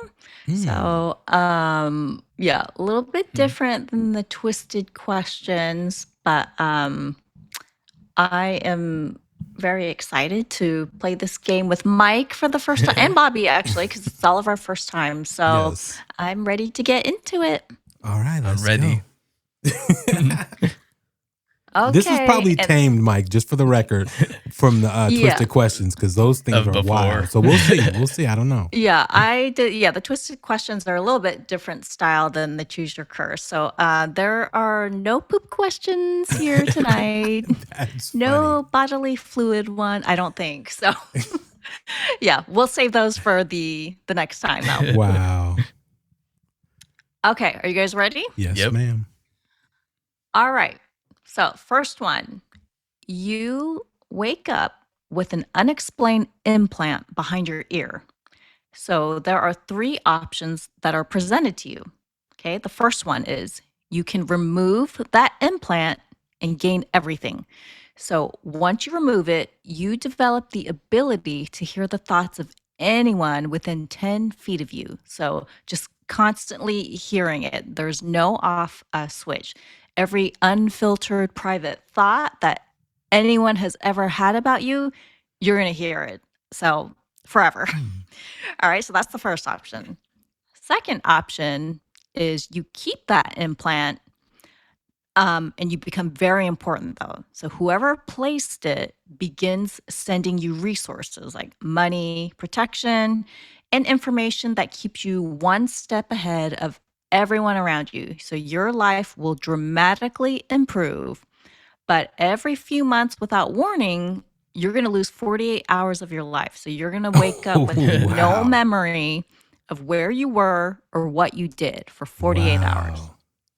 Okay, the last option, destroy that implant and you remove it, there are no side effects, you are free. But within a week, you realize that something that used to feel deeply familiar to you is gone. So now it feels like there's something missing from your life. You just don't feel the same anymore. So which curse would you choose? And you have no memory, you said, with the second one, like when you go, like when you wake up 48 hours later, correct? He's missing. Yep. So yeah, every few months you lose 48 hours of your life. So could maybe happen like, every 4 months you're gonna lose 2 days where you don't know what you did. I'll do that one. Okay, why would you do that one? Well, being the step ahead, and I think just being missing for 2 days out of every other month feels like it's more worth it, and I don't remember what occurs. But I can say with the first one, I don't think I could deal with hearing people who are 10 feet from me, and you're around people, unless you're going to be a nomad, Recluse. yeah, like a recluse your entire life and not be near people at all. Because even if you have a partner, you're going to be hearing their thoughts every time. Their thoughts about you. You're gonna hear what they think about you. So you don't want to know what people think about you for real? Not really. But also, Mike, you appear on the news because you killed someone or did something for those 48 hours of that missing time because you don't know what you've done. But I'm a step ahead and I will be gone before anything happens. But it happened. I don't know. Yeah, it seems like it's a possibility that may not work out for you, but it does say, you're a step ahead and they offer you protection. Yeah, because it says so no matter what, like with those 2 days, like I don't know what happens. But yeah, it feels like that one, while it does have that downside of not knowing what could have transpired to you within those 2 days, what you were doing every other month. Killing but the fact people. that you never know what was going to happen. But that's the one that just feels like it has unless you're going to, like I said, unless you're the first one, you're going to be a recluse your entire life or just not be around like people. Can I hear my pet's thoughts on the first one, actually, now that I'm thinking about it? Or is it just humans? I think it's just humans. That is hilarious. Never mind. Now it says the thoughts of anyone within 10 feet of you. So yeah, maybe that could include animals too. So does that change your answer then if you could hear your pets? Possibly, because I think at that point, then I would pick the first one. If pets are involved, then I would just have my dogs with me, because all you would hear is just your dog be like, I love this person, I love this person. Or go to hell. It's like, dang, you got me trapped. Like, how can I get away from you? No, that's just the cats. That's you hear that from cats. For me personally, I would go with number 3. It's just like, everything you've lived already for the most part, to where you forget certain aspects, and someone reminds you, then you start thinking about that thought, and then it stays in your brain. But then as time goes forward, you forget all about that particular thought. So I think I would go with number 3. Yeah, you're okay with feeling like something's missing. Yeah, I do that every day anyways. Yeah. Bobby. Well, that's not good. Yes, I think my hierarchy would be the second one, the first one, and then the third one would be my third pick if I had to pick them in a hierarchy. No hierarchies. You only get one. Yeah, shot. I'm saying like the first one would be the second shot, the second option. Yeah. Yeah. I'm going to go with Mike. I'm going to pick option B too, because it says your life improves dramatically. And you would think, even though you forget or you don't know what you're doing for 2 days, like it would seem like you would still have your same mindset, like where you wouldn't do something horrible. Jeff Bezos and Bill Gates. Look what his situation is lately. So I'm good. And then Amy, it's so funny because you don't like being out of control or not relinquishing control. So that'll be interesting. Well, yeah, but you could still possibly be in control. You just don't remember what you did. It didn't say you're going to go crazy. No. It just said you're not going to remember what you did. But it's probably something wild that they have you do for that money. Everything comes at a price. I'm just going to wake up and be like, shit, my kidney's missing. Damn. But you got money. Yeah. Money, protection, and you're one step ahead of everyone around you. Yeah. That doesn't sound too bad to me. Yeah, I would pick option B. Yeah. But, all right. Are you ready for the next question? Yes. Yep. Okay. This is the year of no escape. You do not get to leave and you do not get to skip any nights. So which of these three options would you choose? A hospital room where the last patient never checked out and the call button still lights up at 2:25 a.m. each night, or a lighthouse where the keeper vanished mid-entry. His final log entry trails off with the words, "It's here in the," and then it trails off. Okay, the third option is a house where you are awakened at 3:33 a.m. every night by a woman's single piercing scream. Real quick, why is the 333 the number that popped up the most in this episode? From the games and then from that one. Is that like the witching hour? Or is the witching hour 3 a.m.? I was always told 3 a.m. is when it is. Okay. But 333 seems to be the theme of tonight. Yeah. Might call this episode 333. Oh, yeah. Well, that's kind of creepy then. Yeah, I don't want to be awake at 3:33 a.m. now. Yeah. Bobby, go ahead. I went first on the last one. I would say I will take number 2. The lighthouse. Yeah. Really? Yeah. So you would be alone in the lighthouse with something possibly evil? I mean, you don't know it's evil. If it's evil, exactly. It could just be the old night watchman that used to flick the light on for the boats out there that are lost. Yeah, but he vanished mid-entry. That's weird. Yeah, I'm not doing the hospital, and I'm not doing the third. I would go with the lighthouse. I love lighthouses. They're curious to me. Yeah, but have you never seen The Fog? Oh yeah. Where she's in the lighthouse by herself. Yeah. Yeah. Yeah, or Ghost Hunters, one of the big catches that they got was that lighthouse. I forgot where it was. The entity that was at the very top, and then they saw it look over, and then they ran up and chased it and was gone. But yeah, that one was creepy. Yeah. But I agree. I think I would do the lighthouse one.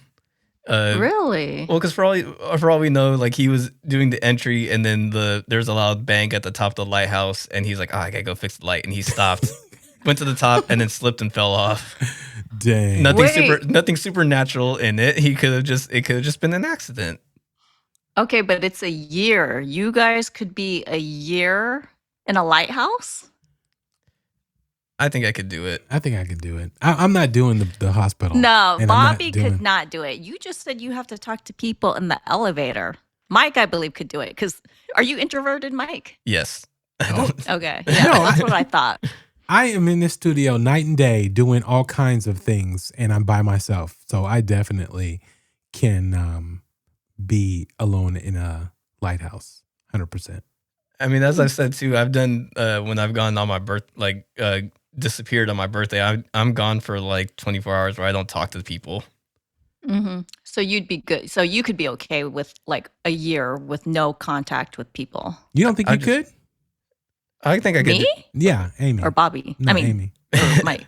Oh, no, I don't think that. I am also introverted, but could I go a year by myself? No, not in a lighthouse. That's very lonely. Maybe as long as I have books, I'll be good. I think I would just draw a picture on the wall and be like, "That's my friend. That's who I talk to." Hell no. Wilson. That's Wilson. It just seems so like lonely. Like if I was like in some nice modern house with all these amenities and a pool and nice views. It's a lighthouse, to where you can look out over the ocean. If, someone's distressed, you can turn that baby on and, light up the sky. You have all kind of different options. Lighthouses, I've always been drawn to lighthouses. You will get to talk to someone, I think, when they come drop off your supplies. So you have that little interaction every now and again. She's saying, from what Amy's saying, we don't get no supplies. We're in there just like starving to death. But so you would do the hospital? You have to go forage for your own supplies. Yeah. Yeah, I would pick the hospital. Yeah, because there's other people there. You're going to be taken care of. And it's just a call light that lights up, each night. That doesn't seem too bad. And the other person who never left. Yeah, I don't. Well, yeah, I don't like the idea of that, but I'm not doing a lighthouse, nor am I going to be woken up every single night by women screaming. Yeah, exactly. That one was not. That last one was like a no. Yeah, I need my sleep. I can't deal with that. That was funny. That's when it just stops being scary and just starts being annoying when you just start yelling at it. Like years later. Yeah. You start screaming at her. Yeah. That is funny. Okay. Next question. One paranormal sense awakens forever. So the first one, you see portals opening and closing, and you never know what's about to step through. Could be good, could be evil. Okay, the second one, you hear conversations from the afterlife. So, and you hear whispers layered over every living voice nonstop. And then the third one is you feel when something inhuman is nearby, and sometimes they touch you. So which one will you choose? First one. Okay. Why? Why the first one?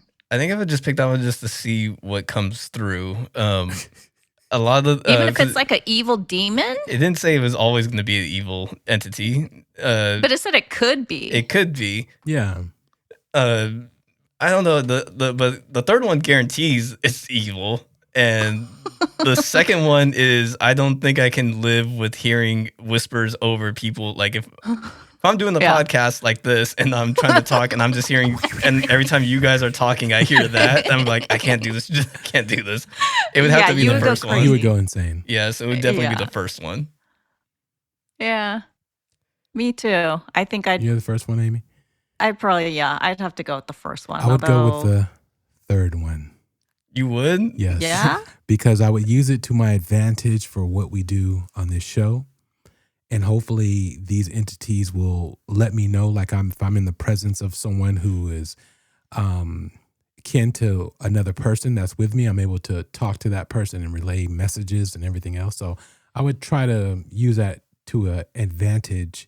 And again, that's why I do this show, is to truly see what's going on out there, and for someone to actually speak and talk and able to have a conversation with, I think will be interesting. Yeah, but sometimes they touch you. Yeah. And you're okay with that? Yeah. You said just touching, so it's not nothing, Yeah, but you're okay. In a nefarious way. A diddy touch? No, not okay with the diddy touch. Even if it's a succubus. Because it could do it when you're like taking the shower, using the bathroom, sleeping. You don't get to decide when it does does this. Yeah. That is too funny. But the portals. Bobby's hoping it's a good-looking female. No, a succubus. No, yeah, no, she's gonna have STDs. But no, I would say the portal thing, that would be like freaky as hell to just see portals randomly open up. Then I would wonder, can they see you? Are you going to, fall into one or get snatched into one? And I also think that would drive me crazy, along with the voices, because you're telling people, I'm seeing this, don't step there, I'm seeing this portal, and it's just, becomes a situation where you are out and about and you're seeing all this happen. I think you would probably become psychotic. And if you're at home or wherever else, like, okay, this guy's going to talk to me. This person's going to approach me. Because imagine what psychics go through when they're hearing these voices, talk to them, and some, are being possessed by these people that, take, they take on those characteristics of that person who are doing the trance, that go into trances. What is it called when they're channeling a person? So I think that's along the same lines as, either being touched or at least being invaded somehow, some way. But that's been going on forever. So also the demonic entity one, you don't know if it's going to be there to want to assist you in your goal of trying to prove its existence. It might try to, because the demonic entities usually do things for their own gain and not the gain of the person they're reaching out to. Yeah, that's true. That's true. You mean in the third one? Yeah, the third one. Yeah. Oh, yeah, That's very true. Because you might say like, I'm gonna set up a camera and watch this thing show up, and then you never like it probably won't show up on the camera at all. Yeah. I would be doing something like that. But seeing portals just randomly for the rest of my life, just appearing and things walking in and out, that would be crazy. I wouldn't even be able to go to work. Could be good though, too. How? Well, it says good ones and evil could be ones. Good or evil. I know that, but I'm just saying, like, imagine, you're driving and the portal just opens up and you're like, am I going to drive through? I mean, just like, that's just wild. I couldn't even imagine that. I think I would still stick with the first one, though. Yeah. Yeah. That seems kind of like fun, actually, to see portals popping up. Just like Disneyland. What ride are we going on tonight? Yeah. That's funny. Okay. Next question. One cursed object attaches itself to you forever. You can't throw it away. You can't lose it. And it always comes back. So, first one, a music box that plays whenever danger is near, but you never know what will happen or how close the danger is. Second one, a ring that grows ice cold when you're being watched, even if you don't know who or what is watching. And the third one, a photograph that slowly reveals something standing closer behind you each time. I'm going to answer this. I would like the ring only because I would know something's watching me that's either from a paranormal or other plane or other reality. I think I would choose that one. Because you want to know? Yeah, I would definitely want to know if there's something watching me. We're going to be doing a Men in Black episode, and then that's when you'll get that ring. That's when you know they're watching you. Yeah. But are we talking about spiritual entities watching, or are we talking about just people in general? Like there's this guy looking at you or a girl looking at you. You're talking about that, or are you talking about... I guess it could be either one. You never know. It says even if you don't know who or what is watching. No. Oh, okay. If it's that, no, I wouldn't want that. Only because people watch me all the time. Imagine you're going out. Imagine you're going out camping and you got that ring on. And wait. No, I was gonna say to Bobby, I was like, imagine you have that ring and you go out camping and then it starts turning ice cold. That's when it becomes terrifying. Yeah, that's what. I would want to know if something's watching me in the dark. But what would you do though? I would be aware. Now my senses are heightened, and I'm like, okay, I'm in, get ready mode for whatever there is, or I'm, looking around me, seeing who is watching me. If it's something that I can't see, because the ring is true, so I'm gonna assume that something is watching me. If the ring is true, that means, I better get my dukes up or figure it out. But yeah, I don't know if I would pick that one. I'll go with the picture. I would go with the picture. Because you don't care if there's humans looking at you? No, I wouldn't want... No, humans watch me for some reason, but... Wait a minute. Go back. I got to hear. What are you talking about? Why are people always watching you? I don't know. They just do. But like people stare at you all the time? No. I'm very engaging, I guess. People will say hi to me like I'm trying to avoid, and they go out of their way to say hi. Some of the strangest people. Okay. But like you have a magnetic persona, I guess. But I would pick the picture if they weren't regular humans. If there were entities watching me, that's what I want to know. That's would be watching, or that are around me or present. Would be entities, not just a general regular person. Yeah, I'm torn. I think if I had to, sorry, go ahead. No, go ahead, Mike. I was gonna say if I had to pick one, probably the first one. I think the music box. Yeah, that would drive me crazy. It depends. Yeah. Like if danger is nearby. I don't know. I think it would. I think of them like I would like the picture one. The ring one I think would just be like because it's like, is the person staring at you or watching you with intent goes off, or is it just someone who just happened to just look in your general direction? Yeah, exactly. Either like, one. Does it goes off? But if I had to pick one, I think I'd pick the danger one, because it seems like more if there's a danger attributed to me, and even though I won't know when or where it's coming from. I at least would be able to be more, I guess, aware of like, okay, what like, and if it because it doesn't say like what happens. Like, when it turns off, does that mean the danger has gone away? Yeah. And I've successfully moved away from the area of where that danger. Yeah. But I think I would doesn't say. Yeah, I think I would just pick the first one, the music box. I feel like that one can make you crazy too. Yeah, that would drive Because me crazy. what if you're like at your job and then the music box goes off, but you don't see anything? Like you're gonna be freaking out all day, right? Ooh, workman's comp. I don't think that would fly, buddy. They'd be like, we don't hear anything. It must be a ringing in your ear. You know, like, that's funny. Yeah.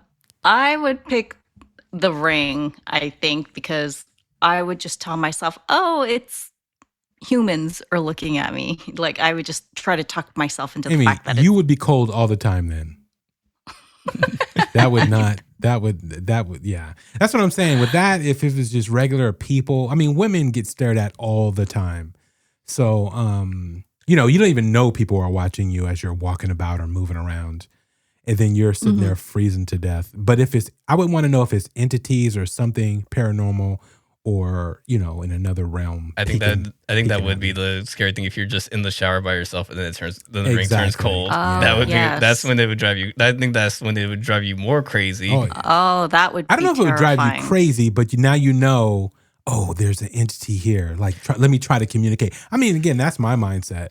Is let me get out my EMF reader and all this stuff and see if I can pick it up so where I can have evidence for someone else. Imagine being, you know, because again, that's why we, you know, do what we do. Imagine having a psychic with us and we're doing an investigation and they're like, I can tell there's a presence here. Then they're going in the direction. Then we start using all of our tools and then we start catching stuff because they're like, yeah, it's sitting right there. Like I can feel it. That's the, you know, that's the thing. That's what I would use it for.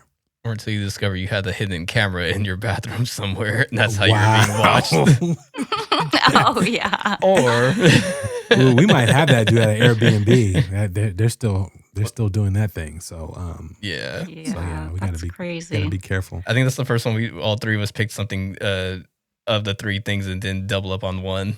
Yeah. Oh, yeah, that's true. See, that photograph one, that would freak me out because I just saw I think it was a short film on YouTube that every time she blinked or closed her eyes or something, some entity would be closer and closer. I think I saw that short film. I think I saw that same one. That is so creepy. Wow. And that's what that reminds me of. Yeah, I don't think I could deal with that. Yeah. But okay. Next one. When you die, your soul will transform into one of these. So, a wandering spirit, you can see and hear the living, but they can never sense you. You watch everyone you love move on and grow old, and you can never leave the places that mattered most.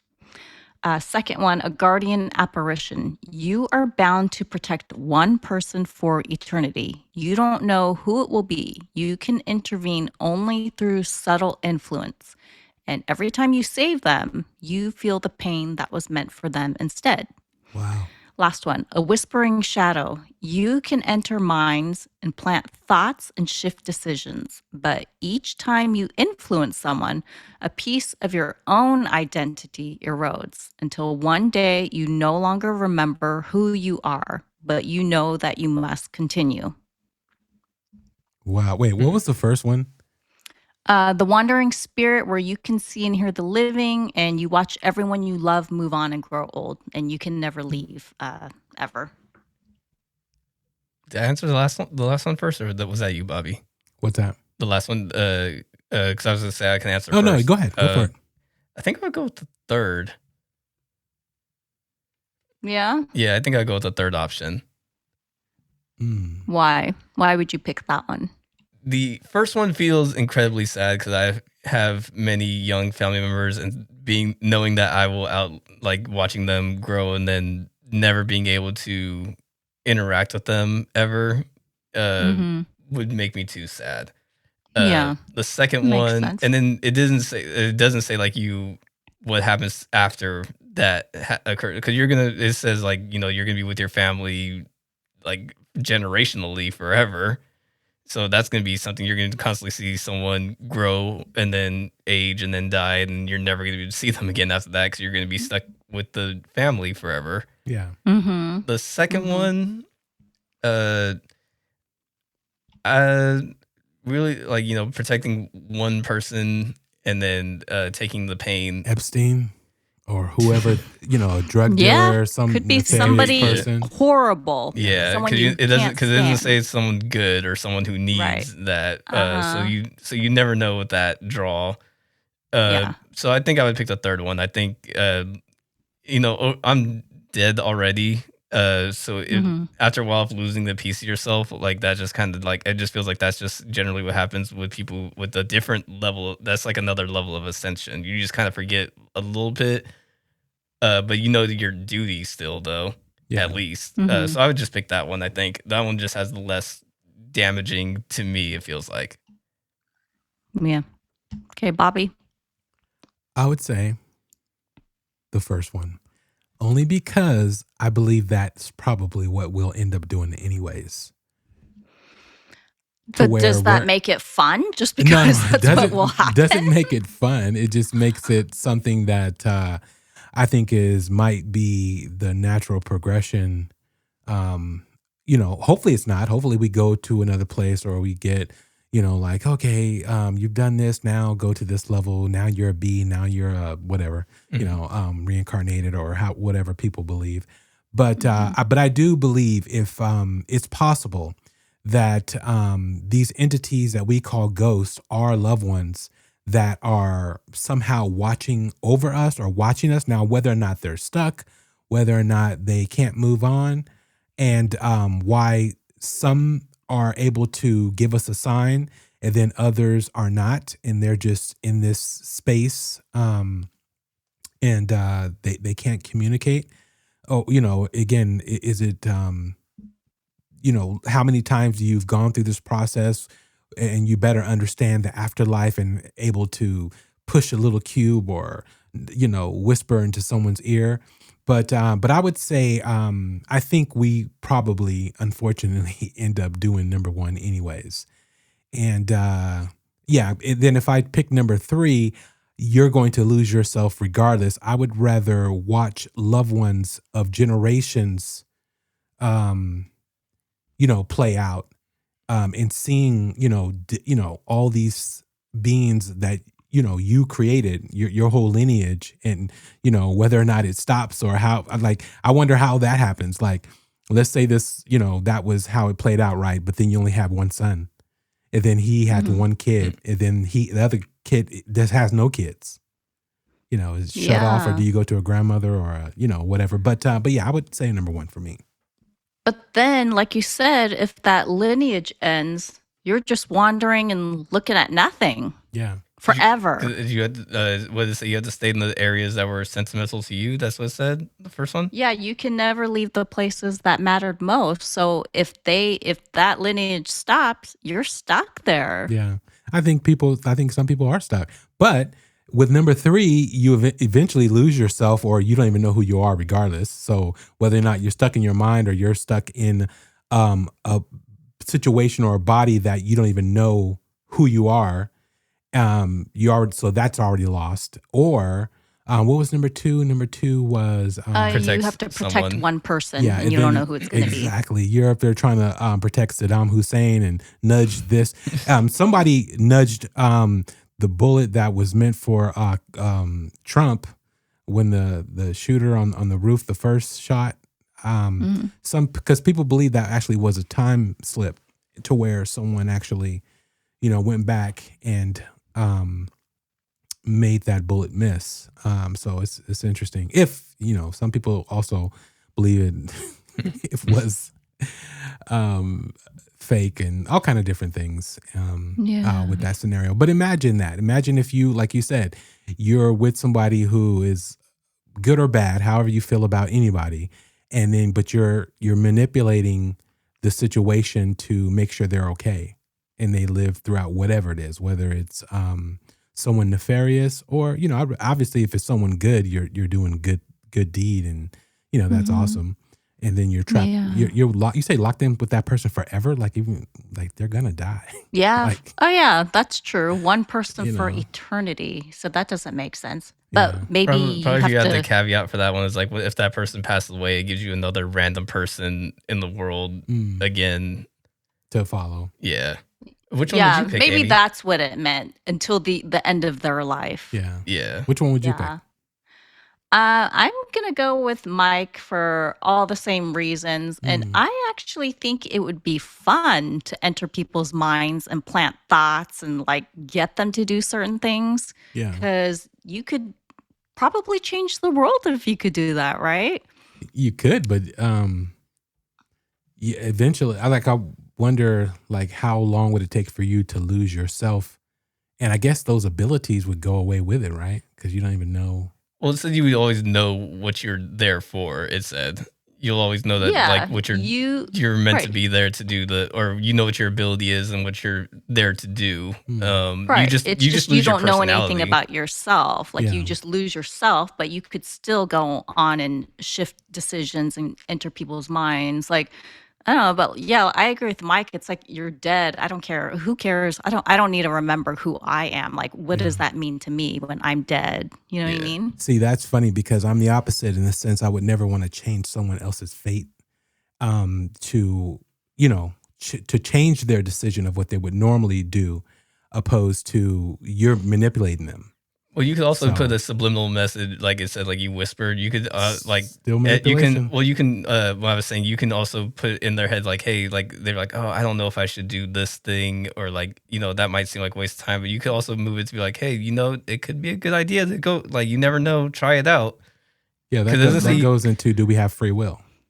Well, you're not really telling them. You're whispering like, give it a try. No, you're not. That's the whole point. You're not telling them, but they're also not actually choosing that decision, or they made a bad decision and then you change the outcome of it to make it good, opposed to like they were going to jump out in the middle of the street and get hit and killed, and you kind of nudged them back, from changing their course. Well, again, this third one, it said you could. It doesn't say you have to use it. It just says every time you do this, you lose the piece yourself. So it doesn't seem like you have, like, hey, when you go to this person, you have to speak to them. Yeah. You don't have to keep doing it. Yeah, maybe you do it 2 times throughout eternity, and then you don't really lose anything. Yeah, because it's not bad giving someone a suggestion or, help giving someone a nudge in the right direction. It's different when you tell them, like, you need to do this because I say you need to do this. Mm-hmm. Well, what I think would be fun is like people you don't like, you go into their head and make them do all the wrong things. That is that's Amy's bad side. That is hilarious. That's like my petty side. That would be kind of fun. That's that little tail that comes out from time to time with the pitchfork on it. Okay. Okay, last one. Yeah, last one. Okay. All right. So every night at 3:03 a.m., not 3:33, 3:03 a.m., you wake up, you cannot move, and you hear one sentence. So first sentence is, it's almost your turn. You don't know what turn means, but every day someone you know experiences something terrible. Okay. Second one, it knows you know. You're not sure what you know, but things in the room violently shake and you experience vertigo when you start trying to figure it out. Wow. All right, the last one, don't fall asleep the rest of the night. And one night you won't be able to stay awake. So those are your 3 options. Wait. On that third one, you got to explain that one. So if you fall asleep, you stay awake, what? So it's telling you, so you're asleep, and then it wakes you up at 3:03, telling you the rest of the night, do not fall asleep. Oh, that'd be easy. The rest of the night. Yeah. But one night you do end up falling asleep. And what and happens? It's just left to interpretation. Those were weird ones. Yeah. Okay, we got to run that. You got to run that again. I can go first if you want. Yeah, go for it. Go for it if you remember. So if I had to pick, even though I hate heights, I think I would have to go with the second one. Okay. It knows you know. Yeah. The closer, like, I don't know what it is. The room is violently shaking. I don't know. There's no way. Yeah, I don't know. Like, and then I think I would have to chase that vertigo feeling and then just be like, all right, for this to end. Because I don't know if I could live with the idea of like, don't fall asleep. And then the first one was something happens to your family member. Your turn. Yeah, it's almost your turn. And something horrible happens to a family member. I couldn't put that on them. I would just have to suffer through the second one by myself. Yeah. Plus, the second one, you don't have to try to figure it out. You could just mentally try to block that and not experience the vertigo and the violent shaking. You build some medication. Yeah, something strong. But I think I would pick the second one. Not going to sleep, like not going to sleep or being told not to go to sleep is already terrifying enough. Yeah. Me too. The sleep paralysis demon sucks. I would go with the third only because I don't sleep as it is. So yeah. Until you do, so that'd be easy for you. No. Yeah. I would love to sleep 8 hours. I don't think I've ever slept 8 hours in my life. Ever? Never. Even as a kid? No. As a kid, I used to stay up for like 3 or 4 days. We used to play games about, because I was with my cousins. My parents were in the military. So, my dad. And so there were times I would stay with my aunt. And so we would play games, see who could stay up the longest. And I've always won that. But when did that start, Bobby? Started forever. That I can remember. As far as back that is crazy. Remember. But you know how unhealthy that is, right? You've seen the videos of people saying, like, if you don't get sleep, then you get all kinds.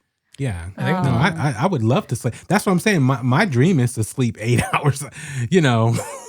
That's crazy to even think about. But I dream. I go into REM sleep extremely quick. If I sleep for like 2 or 3 hours, I will dream like crazy. But do you fall asleep right away when you're like when you're this exhausted? You go to bed, like, are you instantly asleep? No, I have to listen to stuff. I've been listening to Alan Watts a lot, but yeah, like I said, my normal thing is usually 4 to 5 hours. But lately it's been like 2-3 hours. Gosh. But yeah. But again, I'm working on it. Couldn't deal with that. Which one would you pick, Amy? Sorry, let me go back. I'd pick the same one. It knows you know, and then I would just not try to figure out what it was to avoid anything happening. Yeah, I'm definitely. I need my sleep. How would that work? What? It knows you know. It sounds like just the room. That room is violently so whatever the secret is in that room. So if I just walk out the room, is everything just good until I go back in that room? Yeah. I wonder. I think it's any room you're in. Oh, any room you're in. As soon as you start trying to think of what it is, it shakes wherever you are. Yeah, that would be maddening. That doesn't guarantee that whatever the thing is in that room necessarily. It seems like whatever the room, wherever the thing you're trying to find is in that room. And once... It feels like that'd be an easy way to find out where it is, because if the room doesn't shake, then it's not there, and then you could just probably go your whole life not knowing where that thing is. That would be horrible. Until, it sounds like it shakes when you go into the room that has it, and then you get the vertigo feeling when you get closer. But I don't think it was saying that. I just think it means things are gonna shake once you. It's not saying it's in that room. Oh, I see. I don't know. I still pick the second one. Yeah, I would too. Yeah, I need my sleep, and then, like you said, I can't be having something horrible happen like on the first one.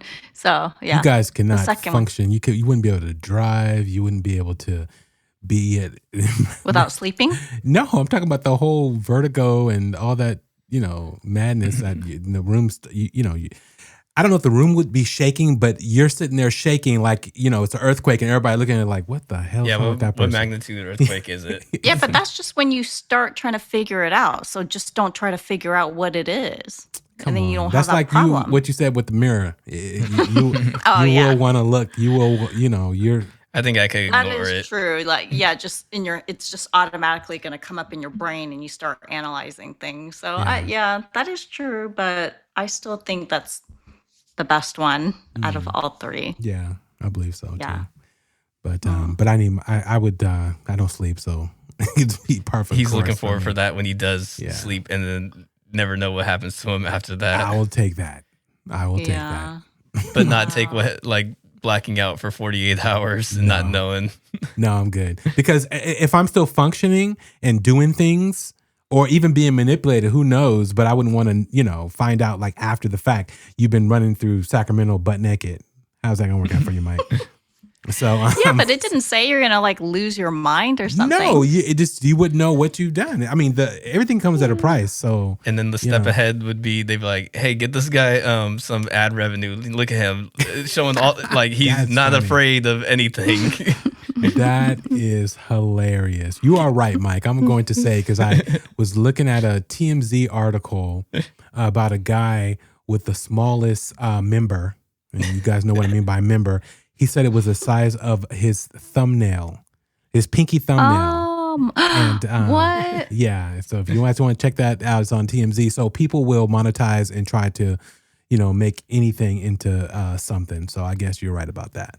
You're very right. Because for all you know, you went base jumping for 2 days straight, and you don't know what happened. Dude, that would be crazy. Hopefully you survived it. But yeah, so again, these questions definitely made you think. Definitely is different than twisted questions. Those are hard within themselves, but these are more make you think and what you're really willing to live with, and won't be able to escape it one way or the other. So, and all of the, I like how all of the questions that you asked, none of them were really good. Curses or situations. Yeah. So it's a matter of what you're willing to live with. Yeah. For sure. So on that note, Amy, again, thanks for doing, what is it called? I don't even remember. I'm too tired. Choose your curse. Choose your curse. And I say I'm tired, but it doesn't mean I'm going to sleep. That's so funny. But yes, choose your curse. But I feel like you should just try to go to sleep. She said, I know I'm going to try. I just don't understand how that's possible. Dollar. It doesn't make sense to me. Well, it's hard to, if you're, I guess, creative, hard to shut your brain down when it comes to ideas, thoughts, and things. So I'm always, creating. Yeah, I think the longest I ever stayed up was like 79 hours. That's pretty good. But that was because of insomnia. Yeah. Oh, that's crazy. That's when you start hallucinating and I started seeing stuff. That's the one thing I've never hallucinated, regardless of how long I stayed up. Never. That's never. I get that weird body sensation as far as just being extremely tired, but then you're kind of like in a nummy mode. It's really weird, but never hallucinating. And again, the longest time I think I've stayed up was probably 5 days. Oh, wow.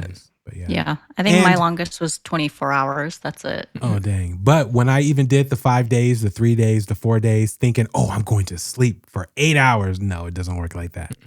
Nope. I think I slept for 12 after. I slept for a good 4 to 5 hours. Oh my gosh. It's like your body's been trained or something like that. Or something. I don't know. So on the topic of sleep, we could probably bring this up at another episode, but have either of you had a sleepwalking episode?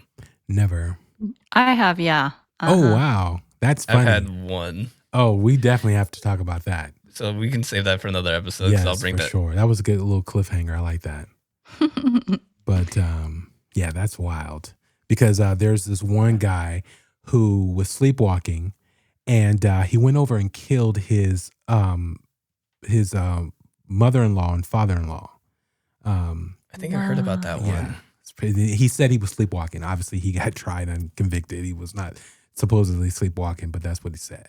I think there was another one, too, about a guy that killed his wife, right?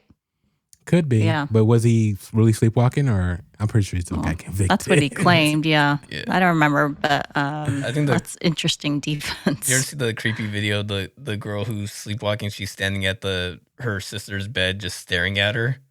not blinking at all. It's a creepy video. I'll have to send it in the group chat. Wow. But yeah, she's like, the girl's like standing like fully like staring at her sister, not blinking, and then the girl's like recording her sister. She's yelling for her mom. The mom comes in, touches the daughter who's standing there, and she like snaps out of it and just gets back in the bed like nothing happened. Oh my gosh. Yeah. If I ever woke up to someone staring at me, oh my gosh. Yeah, that would freak me out big time. That's funny.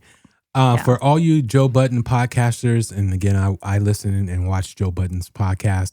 He actually had a sleepwalking episode, and he lives in a high-rise, highfalutin neighborhood, and he ended up at the neighbor's door butt naked on ring cam trying to open the door. I think I saw that video. Yeah, and they took him to court for stalking and trying to, molest the wife, some of the, he proved that he was sleepwalking because he has a sleepwalking issue, and he doesn't sleep with clothes on, when he goes to sleep.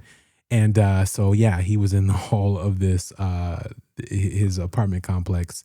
And if you sleepwalk, why would you go to bed naked? Yeah, that's crazy. I don't know. Well, we can let's save the sleepwalking for the episode. Oh yeah, for what you got? Yeah, I didn't. I know what you mean. Like that's the crazy one. I do remember seeing that Ring camera footage. That was hella funny. Yeah, but yeah. So anyways, on that note, we are out, and thank you guys for listening. Make sure you check us out. Make sure you listen for the word. Did I say the word on this episode? That is curious. If so, go through it and look for it. And if you think you know it, submit it at strangedarknessradio@gmail.com. And again, you can check us out on YouTube, Spotify, iHeartRadio, wherever you get your podcast. And tell a friend. All right, we are out. Bye. My mother raised me to be a good boy. My daddy showed me how to play. The devil tried to take my soul. I told him, you best get out my way. Get out my way. Get out my way. Get out my way. I told him you best get out my way. The bottle tried to take my soul. I told him you best get out my way.